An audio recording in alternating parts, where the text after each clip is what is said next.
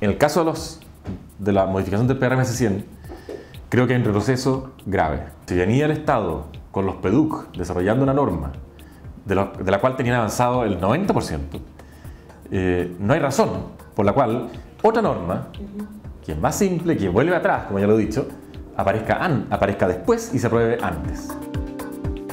Establece que se tiene que destinar un 8% de los nuevos terrenos habitacionales y eso permitiría construir unas 34.000 viviendas. Si eso fuera verdad, se podrían construir 1.700 viviendas sociales al año. Eso es más o menos como un poquito más del 1% del déficit, porque la misma memoria dice que el déficit habitacional es de 144.000 viviendas en la región metropolitana. Ya que tenemos de recibir un crecimiento de la ciudad en Pudahuel, eso ya se cumplió. Si vamos a hacer solamente casas, sin ningún tipo de equipamiento, donde posteriormente los equipamientos son responsabilidad de cualquiera sea el alcalde, me parece que este país está haciendo mal. Ellos dicen que quedan 10.000 hectáreas y la verdad las cosas es que hay buenas razones para pensar de que quedan bastante más de 10.000 hectáreas. Claramente, mientras tengamos espacios vacíos, en el caso del ejemplo de este PRMS 100, espacios perdidos, subutilizados dentro de la ciudad, vale la pena preguntarse si conviene mejorar lo que tenemos en vez de seguir creciendo hacia la periferia. Es importante entender que el PRMS lo que hace es entregarle a Santiago un ancho de banda suficiente para poder crecer en los próximos 20 años sin mayores problemas. Una cifra que yo estimo del orden de entre 3.500 a 7.000 hectáreas de terrenos con muy baja intensidad de uso dentro de la ciudad. Son terrenos que tienen superficies arriba de 2.500 metros o 3.000 metros y que tienen menos del 10% ocupado. Que si no hiciéramos nada, el suelo alcanzaría por lo menos como para 20 años. ¿Dónde está la inteligencia de los desarrollos condicionados que garantiza que aquellos privados que eran dueños de terrenos en la periferia y quieran urbanizar tengan que pagar por un lado, hacer una integración urbana desde el punto de vista de la vialidad; segundo, construir y mantener áreas verdes por más de 5 años y que luego se van en distintas fases entregando a la administración municipal; y por último, tal vez lo más relevante, generar reservas para vivienda social que permitan un Santiago más integrado. En el caso de Chicureo, donde se hicieron las SODUC, las inmobiliarias por su propio interés y los habitantes por su propio interés han presionado para que no se produzca la inclusión de vivienda social y por lo tanto tenemos bolsones de exclusión conectados con una vialidad mitigante que no beneficia a nadie más que a sus usuarios. 8% para vivienda social, 92% para hacer negocio. Entonces uno se pregunta, ¿por qué 8% y no un 16 o un 32%? En el caso del PRMS 100 es todo más simple, porque hubo una voluntad de simplificar muy grande, a instancias incluso de un lobby gigantesco que hizo la Cámara Chilena de la Construcción, lo voy a decir con todas sus letras. Yo soy socio de la Cámara, así que no tengo ningún problema en decirlo. La Cámara hizo lobby muy fuerte para negociar la modificación de la PRMS 100. Pero lo complicado es que, tal como se resolvió la PRMS 100, esas indefiniciones es muy probable que se resuelvan por la misma vía, por la vía del lobby y de simplificar. Va a ser muy difícil que se construyan más viviendas sociales con esta ampliación del límite porque los precios no van a bajar. Ya está perfectamente claro con la ampliación del límite del año 79, que se amplió de 40.000 a 100.000 hectáreas, los precios en vez de bajar subieron. Allá hay una inequidad frente al Estado tremenda. Y para qué decir, respecto ya a lo técnico, de lo más técnico, de los compromisos que adquiere un PEDUC para desarrollar el terreno y los compromisos que adquiere un proyecto en zonas de PRMS 100. Solamente una muestra. La vivienda social, que es un tema importantísimo, que es la bandera de lucha con la cual se ha convencido a todo el mundo que hay que sacar la PRMS 100. Yo pregunto si es que se va a construir alguna vivienda social en un PRMS 100, como fue en los SODUC. En los SODUC no se construyó ninguna. Tengo la sensación de que los partidos políticos no han hecho la pega, en el sentido de elaborar propuestas sobre ciudad. Y asociado a las propuestas de ciudad, uno esperaría que hubiera propuestas sobre ciudadanía, porque en definitiva no es un simple juego de palabras. Esto es el alcance que hay entre ciudad y ciudadanía, sentido de pertenencia, identidad, etcétera, sino que también entre la polis y la política. que no es otra cosa que la administración de la poli. Y la verdad de las cosas es que sería maravilloso que le devolvieran a la ciudad lo que le pertenece, que es una vida política más activa, con propuestas de verdad sobre la ciudad.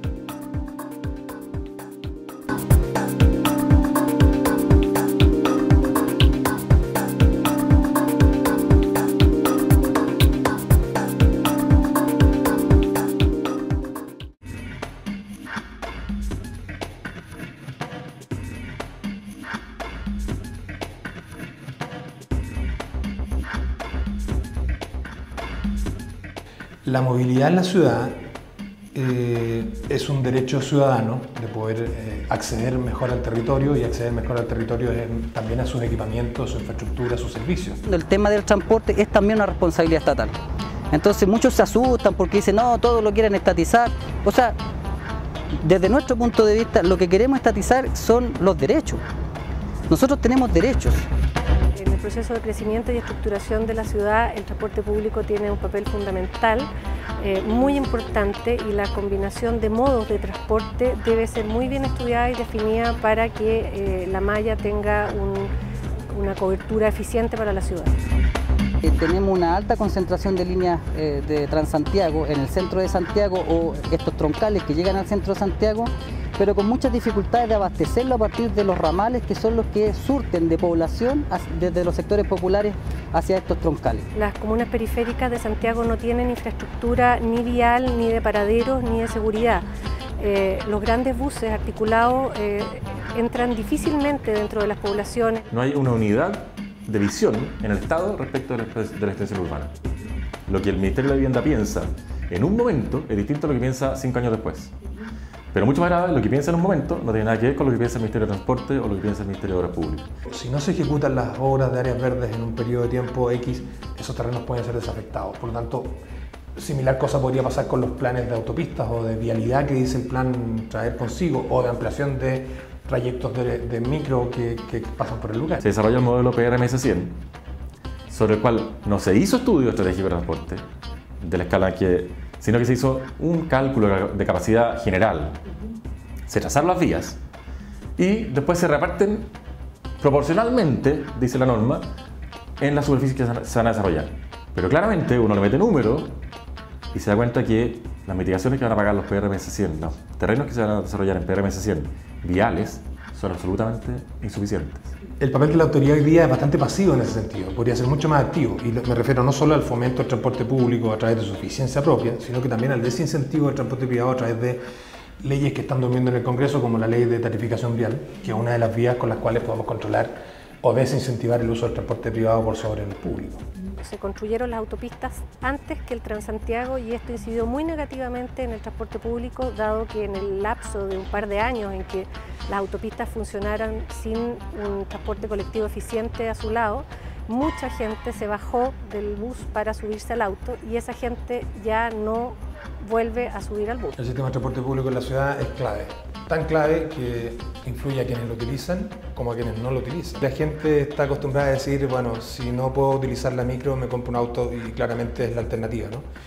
Pero eso también es señal de cómo el Transantiago o el transporte público de la ciudad ineficiente se involucra en la economía del hogar. Ojalá que cuando se implemente este nuevo plan, si es que efectivamente se implementa, las autoridades hagan un desarrollo conjunto con los operadores del transporte colectivo, dado que nuestra experiencia en la calle es sumamente valiosa. Es muy importante considerar las necesidades del transporte público para que la ciudadanía tenga un transporte eficiente y de calidad.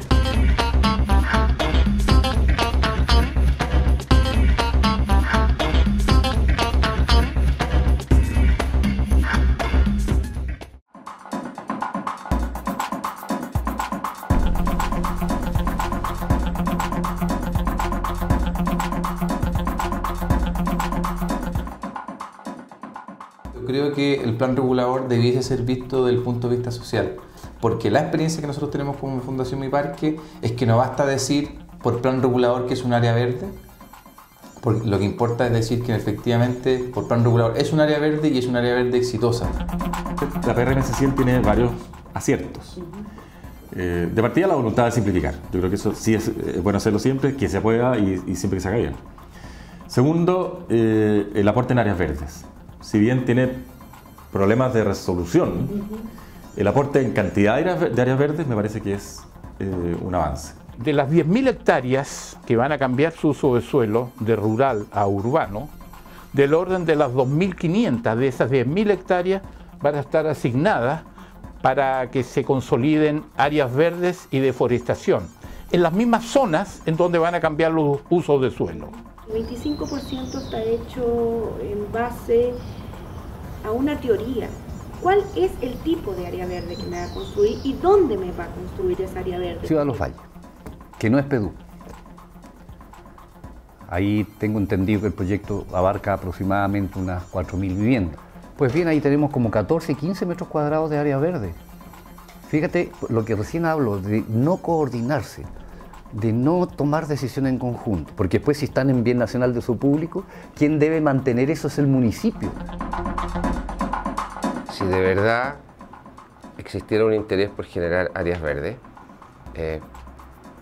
¿por qué no construir las áreas que se figuran color verde en los planos y que son de color marrón en la realidad? La idea de que estos desarrollos condicionados además financien con aportes de privado áreas verdes permite generar un balance sobre ese déficit y obviamente bienes públicos van a tener que en el tiempo ser mantenidos y operados con fondos públicos. Cuando se corre la línea y que pasa a ser de agrícola a urbano un terreno, ese privado va a tener que financiar y garantizar esa inversión y por último aquellos que quieran vivir en esa zona, aquellos que no sean de vivienda social, sino que aquellos que quieran vivir en una casa en la periferia van a tener que pagar el costo social o internalizarlo de su decisión. El compromiso de que existan áreas verdes en los siguientes 5 años a la aprobación del plan. Y es interesante saber cómo se va a lograr aquello. Se dice que es con la inversión privada. La pregunta es, entonces son dos. Primero, ¿qué pasa después de los 5 años? Y segundo, que si no se ejecutan esas obras, esos terrenos habitualmente son desafectados. Por lo tanto, pueden volver a ser terrenos utilizables para otros usos que no sean el original. Hay una mentalidad de hagamos nomás y después le cargamos al municipio. Entonces, esa forma de hacer ciudad, por favor, ya está bueno. O sea, no le hace bien a nadie. Yo he visto estudios y dicen que más o menos uno va 1 o 2 veces al año a un parque de grandes envergaduras en promedio. Por lo tanto, ¿en qué medida ese tipo de intervenciones están realmente cambiando sustancialmente la calidad de vida de las personas? Las áreas verdes además están puestas como en el cordón de esta expansión, donde tú para llegar a ellas efectivamente tienes que tomar algún tipo de movilización y todos sabemos las dificultades que tiene Santiago. ¿Y cómo ponemos una cantidad enorme de recursos en un sector donde no vive el casco urbano, en su mayoría no viven allá, versus los que han esperado años mejorar su calidad de vida ambiental en términos ambientales aquí en el casco urbano? Tiene quizás mucho más sentido en repartir esos metros cuadrados, quizás en plazas de barrio y en algunos puntos generar ciertos otros parques, porque no solamente es un tema de agua, de recursos para podar, sino que también un tema de seguridad. Desarrollar, realizar, mantener. Yo siento, fíjate que no te puedo decir rabia ya, porque es como pena, yo creo que nos creen tontos. La gente quiere participar de esto no porque les guste molestar, sino porque creen que pueden aportar. Yo creo que en la medida que ellos aporten, los proyectos se enriquecen y creo que hay pocos espacios para eso. La corresponsabilidad en la gestión de un territorio que el gobierno tenuemente empieza a mencionar en su discurso es una tarea que nosotros tenemos asumida, para la cual nosotros estamos preparados y para la cual nosotros, ciudadanos organizados, nos preparamos día a día. Van a haber diferencias siempre en las viviendas que van a tener uno sobre otro, van a haber diferencias en la calidad de esas viviendas, el tipo de aislamiento, van a haber diferencias donde tú llevas a educar a tus hijos. Pero un espacio público puede ser igual y por eso mismo vale la pena. Creo que es una manera súper concreta para que todos se sientan partícipes de la sociedad, para que nadie se sienta excluido y que todos sientan que tienen las mismas oportunidades de ir y salir a jugar con los niños.